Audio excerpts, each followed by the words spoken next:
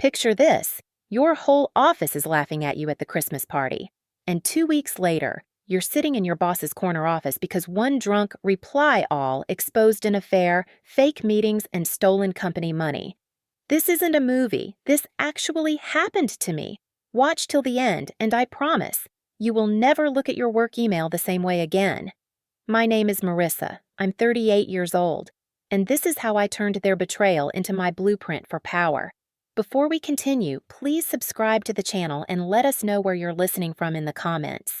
I still smile every time I say that, because if you had met me a few years ago, you would not have pegged me as the kind of woman telling her story to an audience.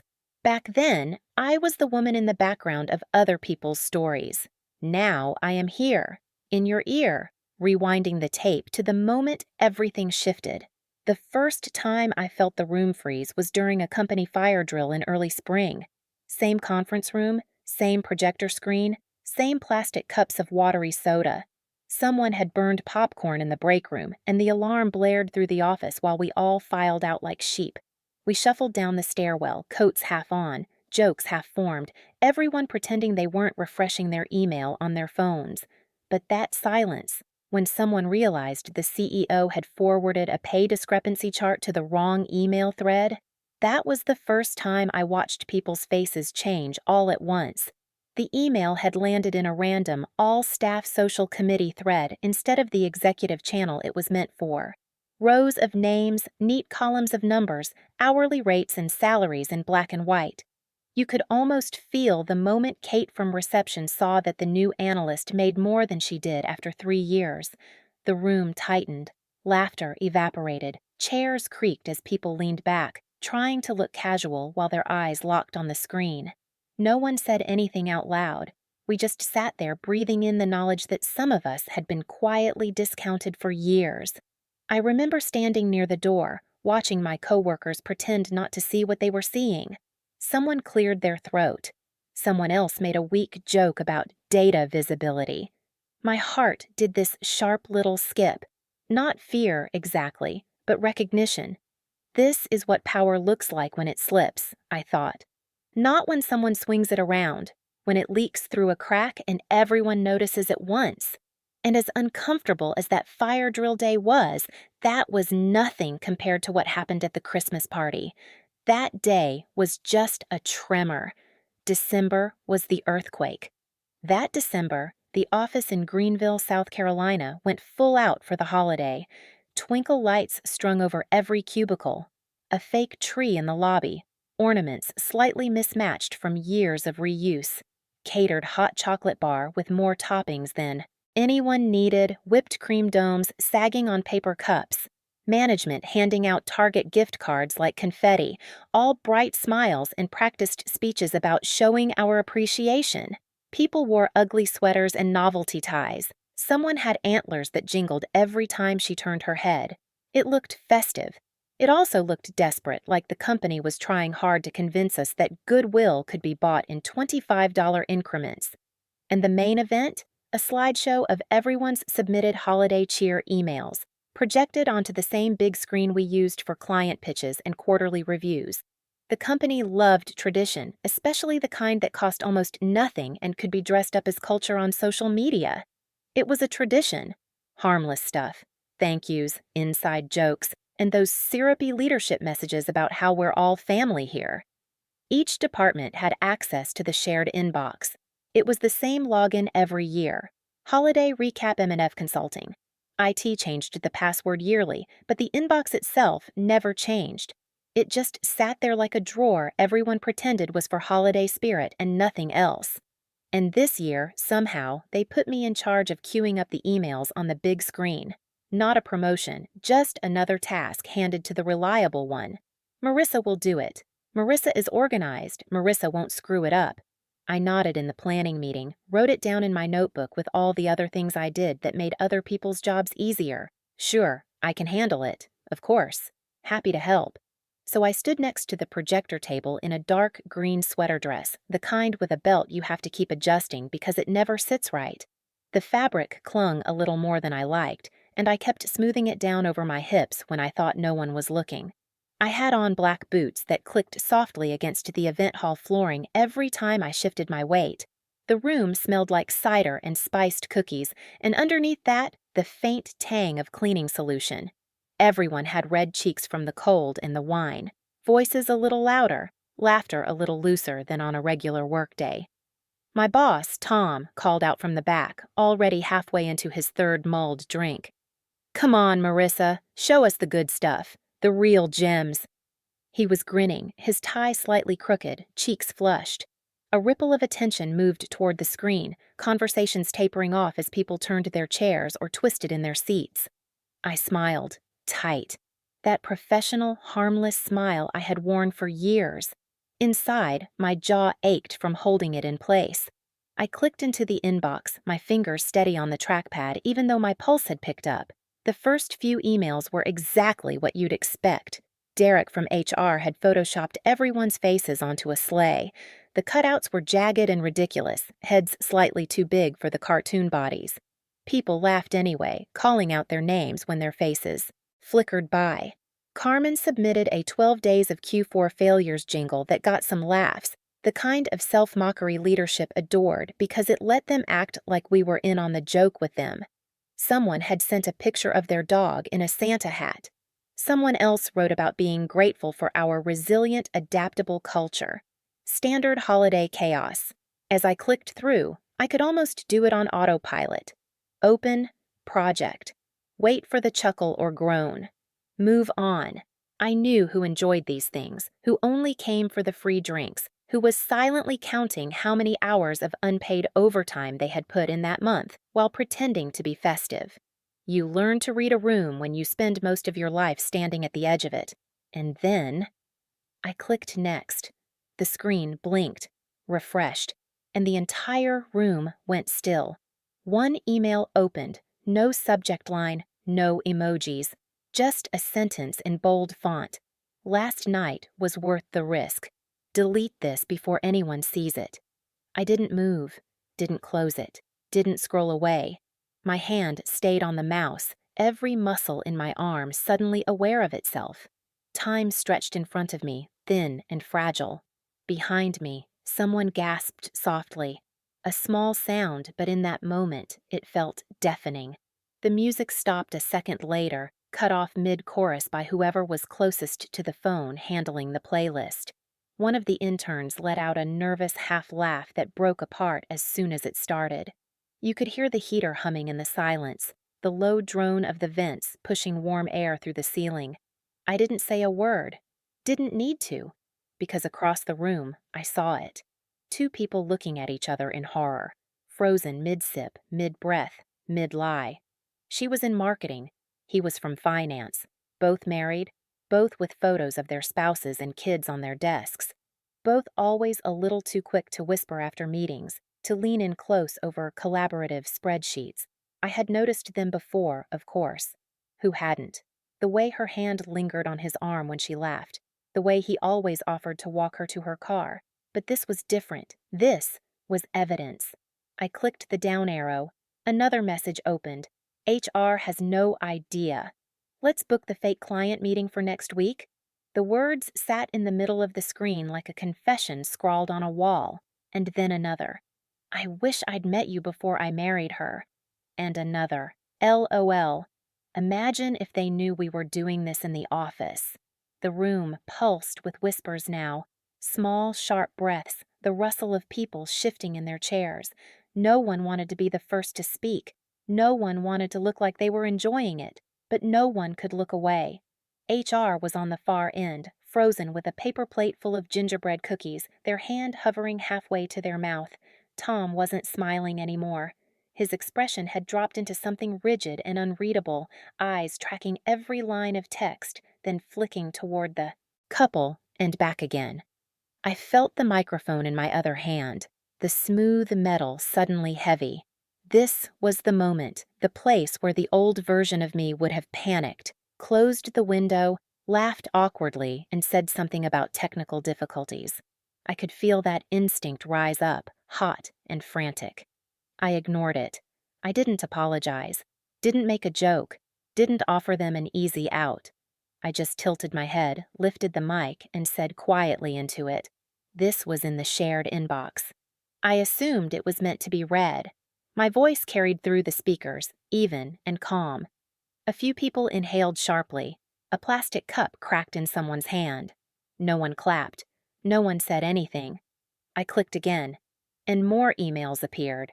Plans made in calendar invites, messages during business hours, strings of emojis tucked between sentences where they thought no one from compliance would ever look, private jokes about fooling HR protocols, a thread laughing about how project meetings had become their alibi. I felt my pulse in my throat, but my hand was steady on the mouse. This wasn't just gossip, it was my leverage. It was their carelessness, not my betrayal. And this was the first time they had to watch themselves unravel publicly. Not in rumors, not in whispers by the coffee machine, but in their own words, blown up on a screen in front of the very people they thought would never see them. And me, standing there in my green sweater dress, realizing in real time that sometimes power doesn't arrive with a promotion or a title. Sometimes it arrives in your inbox, and all you have to do is refuse to look away. I didn't look at them when I clicked the next email. I looked at the screen. I looked at every word they wrote like it was a headline from a newspaper that hadn't gone to print yet. They did this. They wrote it. I was just reading. That was the truth I held on to while the air in the room shifted.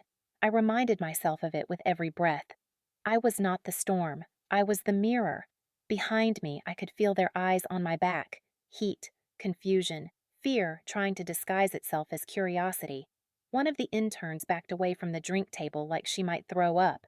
Her plastic cup tilted, cider sloshing dangerously close to the rim. Her name was Kara. She was new, still had that wide-eyed look when executives walked by. She clamped a hand over her mouth and took another step back, bumping into the wall. Her eyes stayed glued to the screen, even as her body tried to retreat. Another guy, Ben, I think, suddenly remembered he had to make a phone call and beelined for the hallway. The rest of the room just stood there, eyes glued to the wall like it was a car crash they were not supposed to watch, but could not look away from. I could hear the tiniest things now, the fizz of soda in a half-empty cup, the soft clink of ice settling in a glass, the faint buzz from the projector fan, the nervous shifting of shoes on the floor. When a room goes that quiet, even breathing sounds loud. Tom finally stepped forward. I heard his shoes before I saw him, that slow managerial walk he used in town halls and all-hands meetings, trying to project calm, trying to project control. Okay, let's take a quick break, folks. Get some cider, enjoy the food. His voice trailed off in the middle of the sentence, but not because he chose to stop. He paused because I clicked again. The mouse made the smallest sound. A soft tap. It was all it took. One more message appeared on the screen. Her. "He's away this weekend. We can use the Marriott again." The words glowed large and clear. No holiday greeting, no exclamation points. Just that line sitting in the center of the slide like a confession. And right below it, his reply. "I can expense the room under our networking budget. Just blur the details again. No emoji, no joke to soften it. Just a sentence that tied two worlds together, their personal choices and the company's money." Tom did not finish his sentence. The rest of his words died somewhere between his chest and his throat. You could see him swallow them. He stood there facing the screen, his lips pressed into a line, the microphone in his hand hanging just a little lower than usual. Across the room, one of the senior VPs, Alana, set her glass down so slowly that it made a soft tap against the side table. She was married, too, had been at the company 15 years, and she was standing next to her husband. I watched his face tighten, the muscles along his jaw clenching.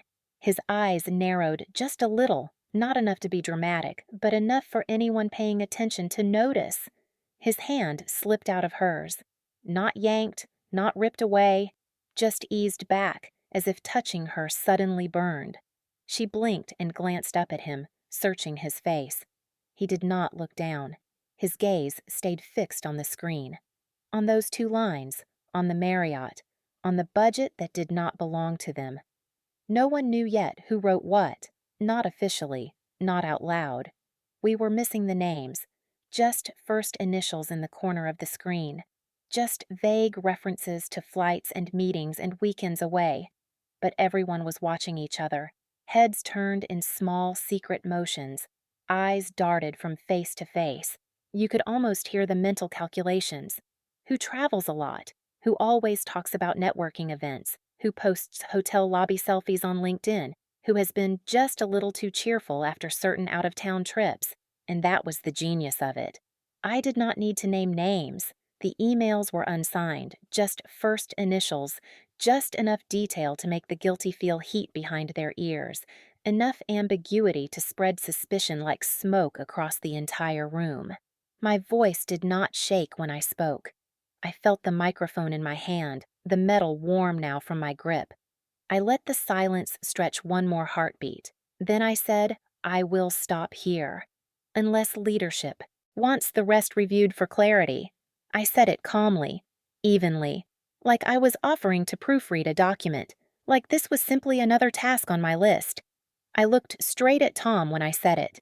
He stared back at me, eyes wider than usual. His face was pale, the flush from the mulled wine gone. The hand that held his drink had started to tremble just a little. His other hand gripped the back of a chair like it was the only thing holding him upright.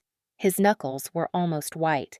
"That will not be necessary," he said.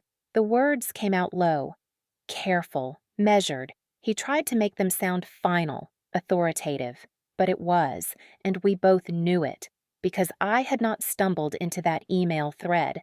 It had not accidentally popped up in the middle of the holiday slideshow. I had been watching it build for months, watching the subject lines, watching the timestamps, watching the careless way they treated a shared inbox like a private diary. I just waited for the right moment. Christmas was poetic. You see, 4 months earlier I was passed over for promotion. I sat there with my notebook open, pen ready, heart doing that annoying, hopeful drum in my chest, even though I tried to keep my expectations low. I had also trained the woman who got it. I taught her how to build the reports, walked her through the client portals, talked her through the crisis meetings when Tom suddenly had somewhere else to be, even ran 2 client projects solo while he was out of town, enjoying his weekends away. I was the one answering late-night emails. I was the one smoothing over mistakes with clients. I was the one rewriting plans that other people had rushed. When the new org chart came out, people leaned forward in their chairs. Some took pictures with their phones. Names moved around like puzzle pieces. Lines redrew the power. Tom pulled me aside afterward. "We need a fresh perspective in that seat," he said. Fresh. That was the word he chose. Not experienced, not dependable. Fresh. She was 6 years younger than me. Less time at the company. No crisis war stories under her belt. But she slid into that role like it had been reserved for her, and just happened to be in the photos from that same Marriott trip, the one they expensed. I noticed her dress in one of the pictures. Red. Off the shoulder. Not the kind of thing you wear to a networking mixer when you are trying to be taken seriously. But Tom called it a great event. Said they had built strong relationships that weekend. Said it would all come back to the company in the long run. I kept my smile tight. The smile I used when I knew it was dangerous to say what I really thought. I kept my notes organized, kept my calendar clean, kept my voice calm in meetings. And I waited. There is something about betrayal in a corporate setting that feels surgical. No blood, no bruises, no raised voices echoing down hallways. Just a cold, clinical click of a door locking behind you. A meeting you are not invited. 2. A project reassigned without explanation. Your name quietly moved to a different box on a chart. People like Tom call it restructuring, realignment, strategic shifting. It is still betrayal. But I did not get mad. Not in the way they expected. I saved the crying for my car, for the red light on the way home when the reality finally landed. I let myself feel it once, twice, then I got methodical. When I was asked to run the email recap this year, I knew what I would do. It was framed as a favor. "You are so organized, Marissa. You are great with these little details. Can you handle the slideshow this time?" Of course I could. It had given me the holiday recap credentials weeks in advance so I could collect everything. I logged in the first day and just sat there for a moment, looking at the empty inbox, a blank stage waiting for the show. I checked the inbox daily, flagging any emails that did not belong. Most were harmless. For every sugary message about gratitude, there were 10 half-written jokes that people thought better of and never sent. Photos of pets in sweaters, kids making gingerbread houses, screenshots of charity donations. But some were time-stamped during company hours. Some referenced client meetings that did not exist on any shared calendar. Some mentioned flights and cities that did not match any known conference schedule. And some, like the one with the phrase, "she is too uptight to notice," had my name written between the lines. They were not brave enough to type it outright. They talked in code, in shorthand, in initials. But I read the space around the words. I saw the way their jokes curved toward me without landing. Uptight, by the book, too busy doing the real work to see what they were getting away with. They never saw me watching. They never imagined I would be the one holding the clicker. In their minds, I was the background, the assistant, the reliable one who made sure the slides were in order and the coffee was hot. They did not factor me into their risk assessment. People like that rarely do. And now, the office was silent. The music was still paused. The twinkle lights still glowed. The smell of cinnamon and sugar still hung in the air. But the mood had shifted from festive to something else entirely. Sharp. Electric. Like the moment before a storm breaks, until HR stood. Sandra rose from her chair at the far side of the room. She moved slowly, deliberately, setting her plate of cookies down on the table beside her. Her expression was neutral, but her eyes were focused. Calculating. She had seen enough to know this was not something she could smooth over later with a memo. "I will need a copy of that inbox pulled tonight," she said. "All emails, including deleted drafts." Her voice cut cleanly through the room. No one argued, no one tried to joke. You could feel the shift as responsibility moved from the party to the procedure, from twinkle lights to policy. No one spoke. Tom opened his mouth, as if he was going to say something. Maybe to suggest they handle it quietly. Maybe to ask if this could wait until after the holidays.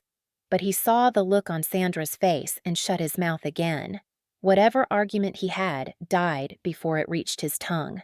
It was done. The spell had been broken. The illusion of harmless fun. The idea that what happened off the books stayed off the books. All of that lay in pieces at our feet. A dozen reputations hung in the air like ornaments about to fall. Some would crack loudly. Some would shatter quietly behind closed doors in HR meetings. Either way, the shine was gone. And I just smiled slowly, like I had finally unwrapped the gift I had been owed for years. Not a promotion, not a plaque with my name on it. Something better. Clarity, leverage, the knowledge that for once, I was not the one caught off guard. I was the one who turned on the lights. I didn't stay long after HR stood up. I didn't need to. The damage was already blooming across the room like ink in water. Silent. Inevitable. You could feel it in how people shifted away from each other, in how quickly the music stayed off, in how no one touched the sugar cookies shaped like snowmen anymore.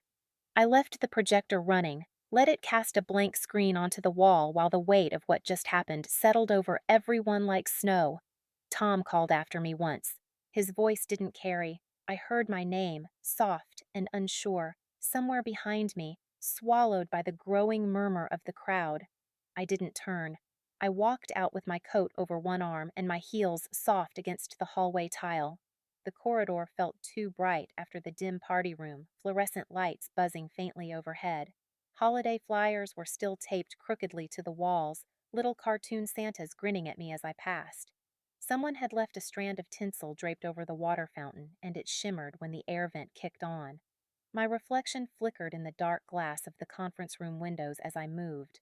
Same woman, same face, but something behind my eyes had shifted. And as I stepped into the cold parking lot, I didn't cry, didn't shake, didn't look back.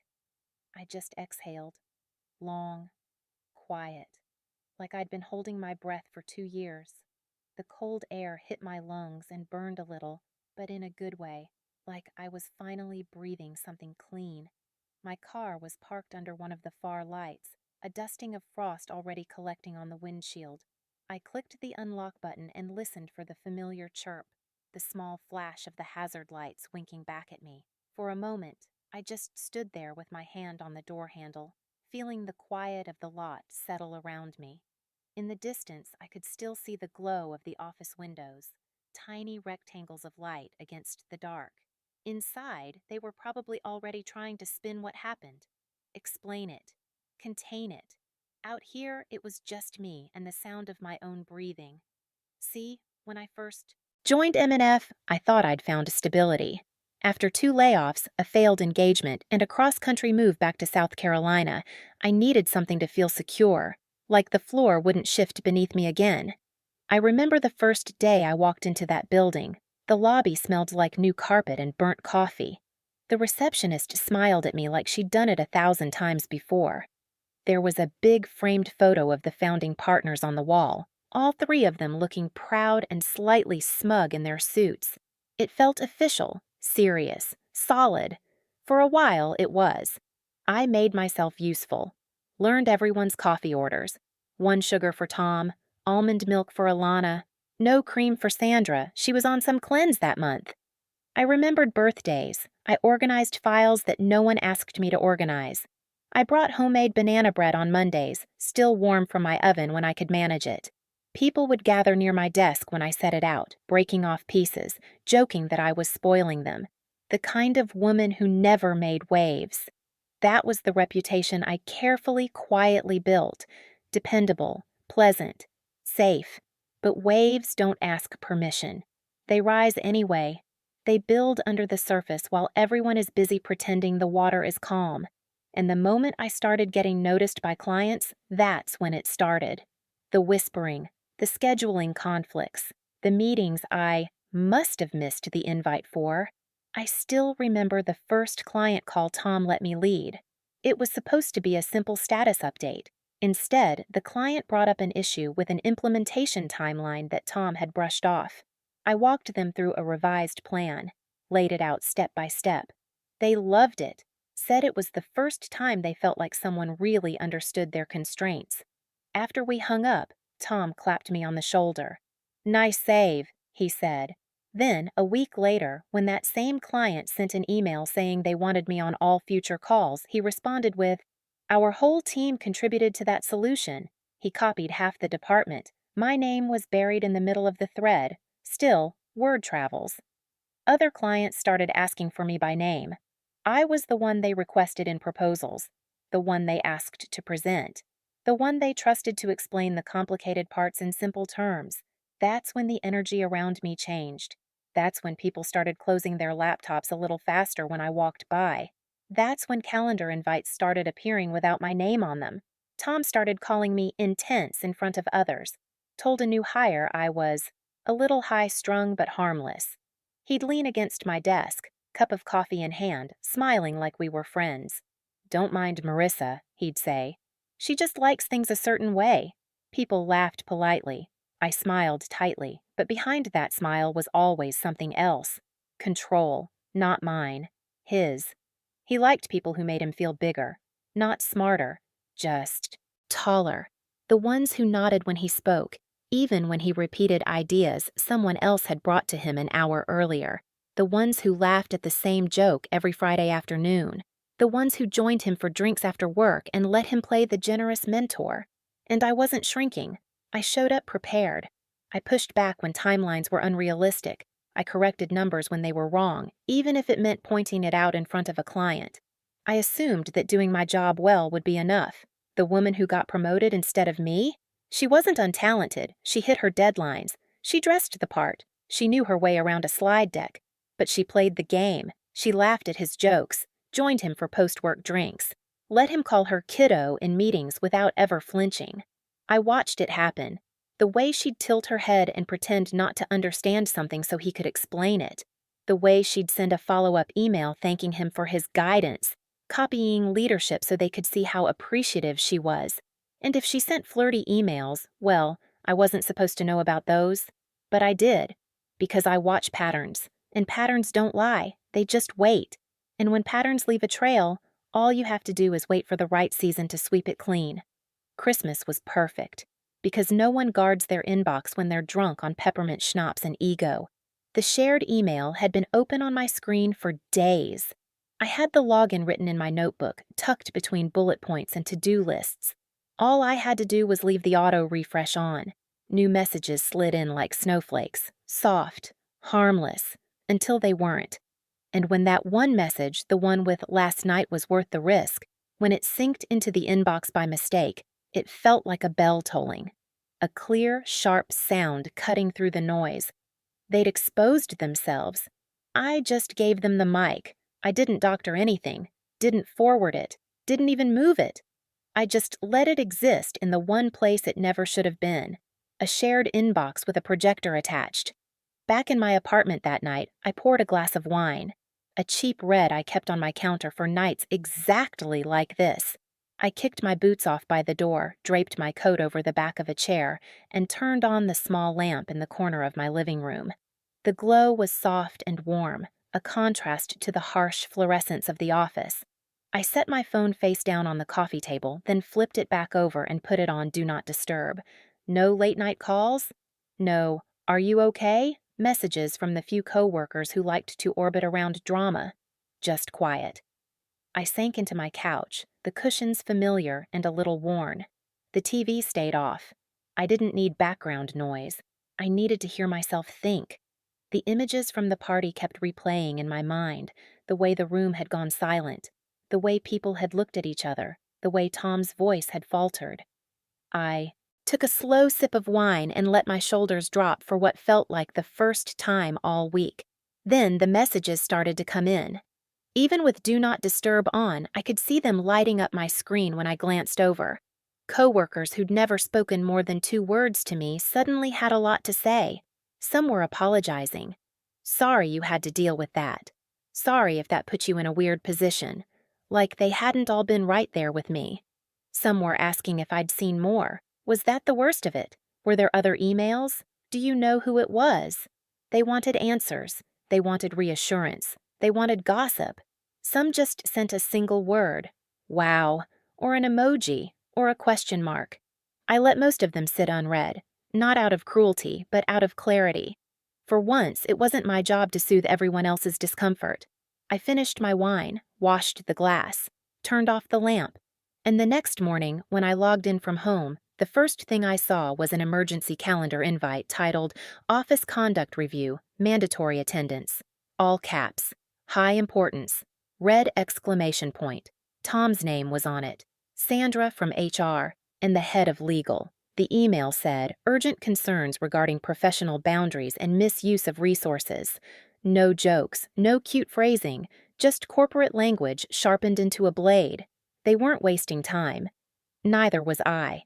Because what no one knew, what I hadn't shared yet, was that I'd archived the entire inbox before the party started. Every message, every calendar invite, every oops they thought was deleted. I had watched the progress bar crawl across my screen as the files compressed. I'd named the folder without thinking too hard about it, fingers moving faster than my doubt. And I had it all in a private folder labeled "Holiday Ghosts," because that's what they were to me now. All their secrets, all their careless words, haunting the edges of the company they thought they controlled, waiting, silent, until someone like me decided to press play. And for the first time in a long time, I didn't feel powerless. I felt prepared. The Monday after the party, the office didn't buzz. It used to buzz, sure. Every Monday had its rhythm. Microwaves humming as people reheated leftovers they pretended were meal prep. Shoes tapping across fake hardwood, a constant shuffle of heels and loafers. People laughing too loudly at things that weren't funny, trying to convince themselves the week wouldn't crush them. But that Monday, it was dead quiet. I wasn't physically there, but I could feel it through the screen. The energy was wrong. The little green dots on Slack were lit, but the channels were still. No meme in the general chat. No "Happy Monday, everyone" from HR.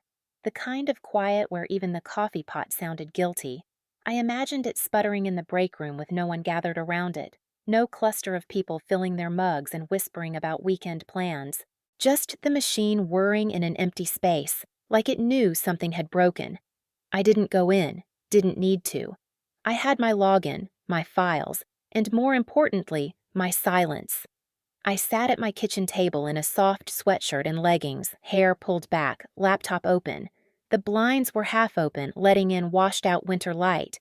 My mug of coffee had gone lukewarm, untouched, because I was too focused on watching the digital signs of life from the office. They didn't know what I was going to do with the emails. That was the power. Not the content, but the anticipation of the content. You can feel when people are waiting for the other shoe to drop. Emails come in shorter.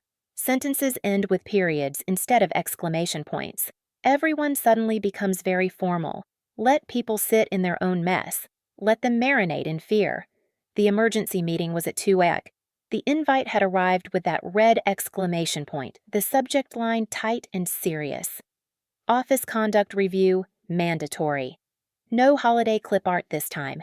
I joined the Zoom call exactly 1 minute late, on purpose. I watched the clock on my laptop tick from 1:59 to 2:01. Then I clicked. Tom was already speaking when I connected. His voice came through first, before the video settled. Obviously not representative of our values, and, oh, Marissa, you're here. The screen stabilized. Tom's face appeared in the center tile, corporate background blurred behind him. His hair was a little messier than usual, like he'd been running his hands through it. He tried to smile when he saw my square light up, but it landed crooked. Yes, I said. I thought it'd be important. My own face looked calm in the tiny window at the corner of my screen. Neutral expression, shoulders relaxed. Just me at my kitchen table with everything they were afraid of sitting neatly in folders on my hard drive. Sandra from HR didn't smile. She was in the next tile over, sitting in what looked like her home office. A small plant was wilting on the shelf behind her. She was wearing her usual navy blazer, but her eyes looked like she hadn't slept. "We'll keep this professional," she said, voice even but tight. "We're currently conducting a full review of the shared holiday inbox. We'd like to ask if you have any additional context." "I do," I said. They waited. I didn't rush.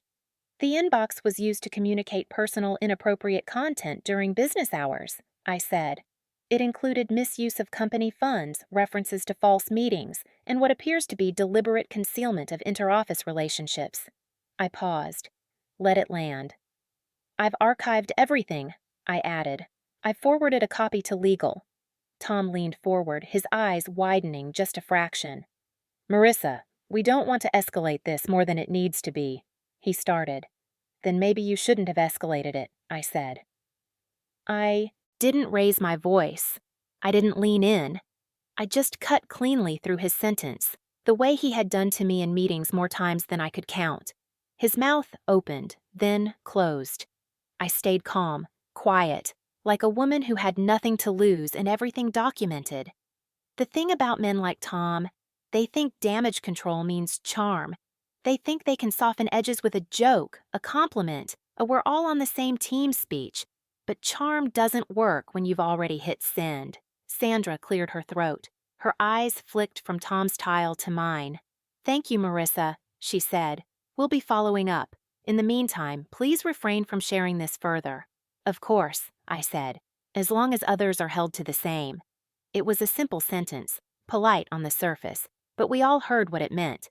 End call. I clicked the red button. The Zoom window vanished. My desktop returned. Folders, icons, open documents waiting. Silence. The good kind this time. Not the strained quiet of the office. The kind that comes after you finally say the thing you've rehearsed in your head 100 times. And then I exhaled. I leaned back in my chair and let the breath leave me in one long stream. My shoulders dropped, my jaw unclenched. I'd never raised my voice, never cussed, never sent a threatening message. I just kept receipts. The world likes to tell women like me that if we want to be taken seriously, we have to shout. Cause a scene. Flip a table. I did none of that. I just documented. By Wednesday, 2 people were on administrative leave. The email announcing it was sterile and familiar. Effective immediately. Pending further review. Appreciate your professionalism during this process. One was the woman who got my promotion.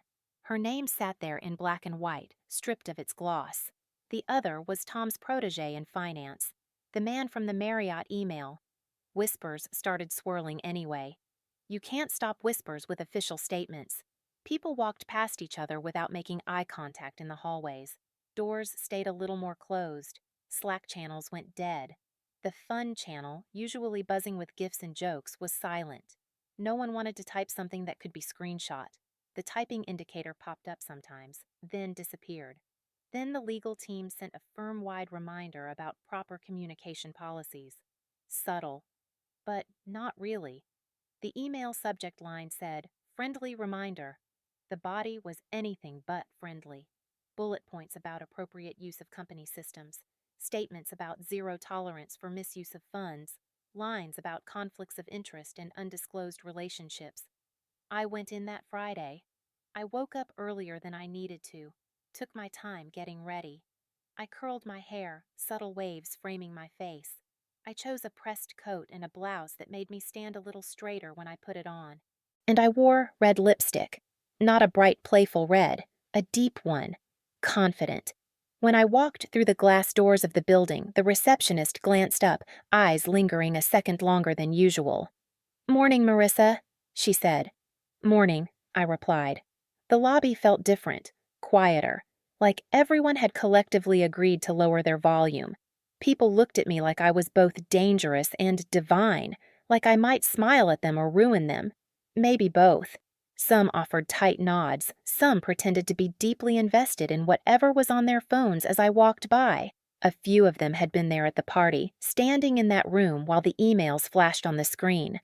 One intern passed me in the hallway and whispered as we crossed paths, "That was legendary."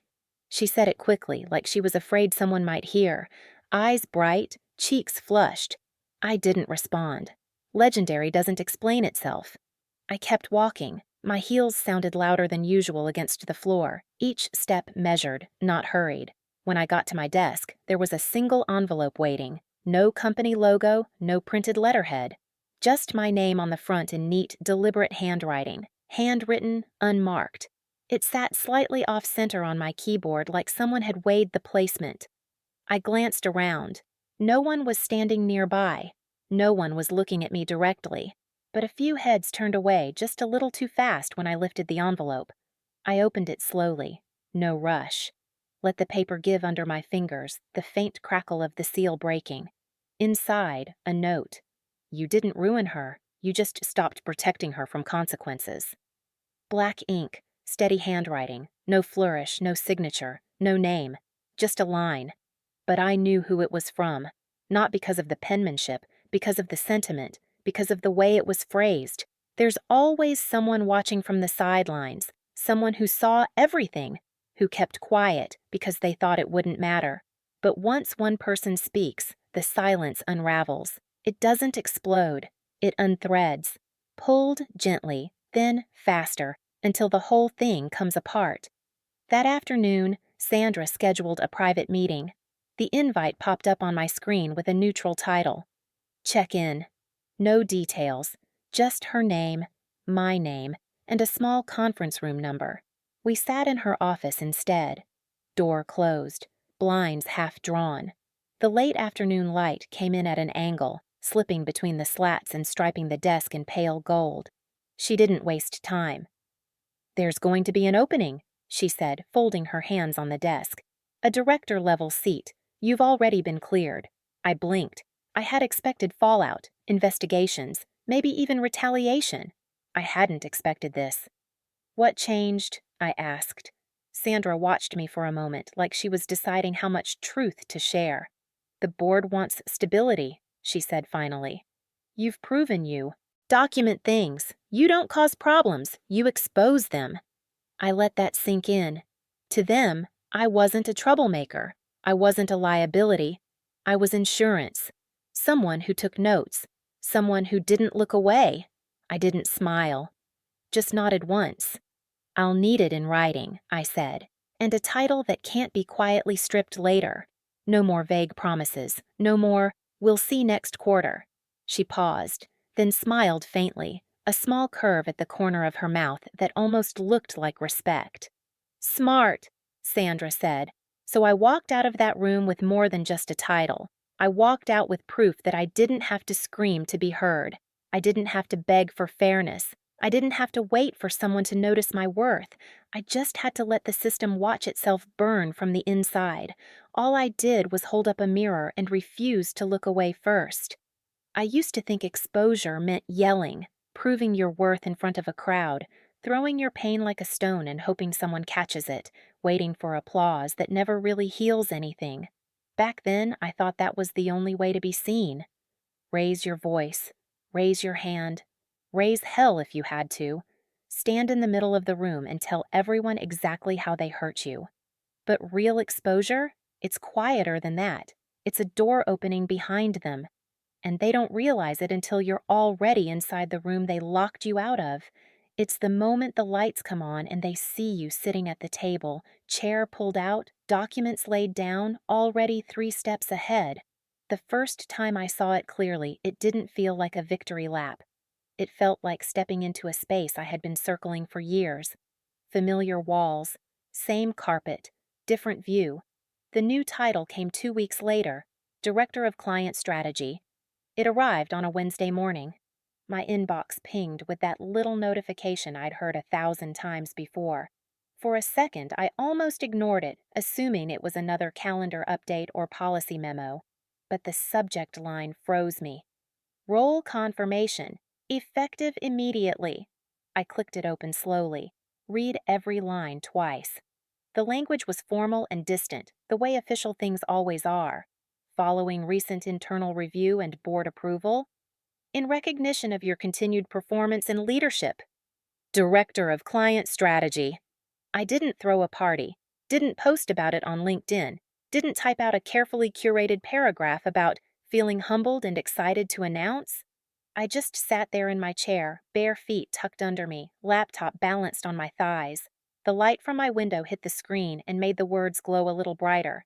But the email was official, signed by the board, effective immediately. I forwarded it to myself to my personal address, filed it in a folder with all the other things I never wanted anyone to quietly rewrite. Then I closed my eyes for a moment and let it sink in. Not the title, not the status. The fact that they had put it in writing. They could regret it later. They could whisper about it in rooms I wasn't in. But they couldn't pretend it never happened. When I walked back into the building the next day, I didn't float. I didn't wear anything dramatic. Just a black dress, my usual coat, my hair pulled back neatly. I moved into the corner office that used to be Tom's. The door still had his name on a small metal plaque when I first saw it. Someone from facilities had left a strip of blue tape on the edge, a little reminder to come back with a screwdriver and a new plate. I stood there for a second, fingers resting on the handle, looking at his name. 3 letters, a title, all the weight it used to carry. Then I pushed the door open. The room smelled faintly like his cologne and old coffee. One wall was almost entirely windows, looking out over the parking lot and the highway beyond. I had stood in that office before, standing while he sat, notebook in hand. Now I stepped all the way in, set my bag down on the desk, ran my hand along the edge of the table where he used to lean. He wasn't fired, not exactly. He was transitioned into a consulting role and hasn't been seen on any Zoom calls since. His official announcement email was full of those vague phrases companies love. Exploring new opportunities. Remaining available in an advisory capacity. Grateful for his years of service. No one said what we all knew. He had been moved out of the spotlight and into the shadows, where people go when it's too messy to cut them loose completely. The woman who got my promotion before me? She resigned. Cited personal reasons. Her farewell email went out at 4:37 p.m. on a Thursday. A strange time to announce a life change. She wrote about taking time to focus on family, about next chapters and new horizons, the kinds of lines people copy and paste when they are trying to sound okay. Her desk was cleared out before New Year's. The plant she used to water with that coral-colored watering can was gone. Her framed photo from the Marriott conference, the one she had kept face down after the party, disappeared too. The chair pushed in, drawers empty. It was like she had never been there. No one said goodbye. Not really. There were some polite replies some "you'll be missed" and "best of luck." But in person, no balloons, no cake, no last lunch, just silence and an empty chair. The Christmas decorations came down in silence that year. The fake garland was pulled from the railings without music. The twinkle lights were wound up and stuffed into plastic tubs. No slideshow, no recap thread, no emails from leadership about how we made it through another year together. It was like the whole company had agreed to pretend the holidays had not happened. But I did get one thing. One small, poetic thing. The IT guy stopped by my office. I was sitting at my new desk, sorting through files heaped in an old cardboard box that had Tom, personal, scrawled across it in black marker. A knock came at the door, soft, almost hesitant. "Hey, Marissa, got a minute?" a voice said. I looked up and saw him in the doorway. Gray hoodie, company badge swinging from a lanyard, laptop tucked under one arm. He had helped me reset my VPN password more times than I cared to admit. "Sure," I said. "Come in." He stepped inside, closing the door halfway behind him, not all the way, just enough to carve out a little bubble of privacy. He smiled awkwardly and said, "Hey, just so you know, someone hit reply all on that email chain. That's how it landed in the inbox." He scratched the back of his neck as he spoke, eyes flicking to the side like he expected me to already know. His cheeks were a little flushed. I looked up from my laptop and leaned back in my chair.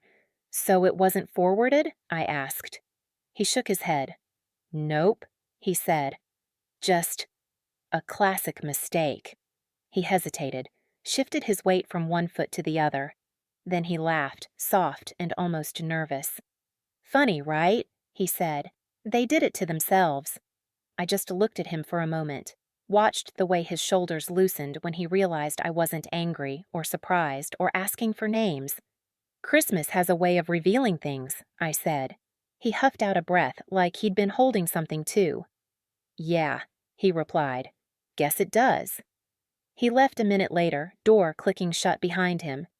Just a small interaction. A quick visit. But it stayed with me, because that was it. That's what they never understood. I didn't betray anyone. I didn't hack or manipulate or frame. I didn't sneak into their private accounts or forge their signatures. I let their own carelessness do the work. They wrote it. They sent it. They picked reply all on a thread tied to a shared inbox that had been publicly used for years. They thought they were safe because the lights were dim and the music was loud, because HR was busy and no one was watching, because women like me are supposed to smile and disappear. They counted on that, on my silence, on my willingness to swallow another promotion lost, another comment brushed off, another kiddo landing on someone else's shoulders.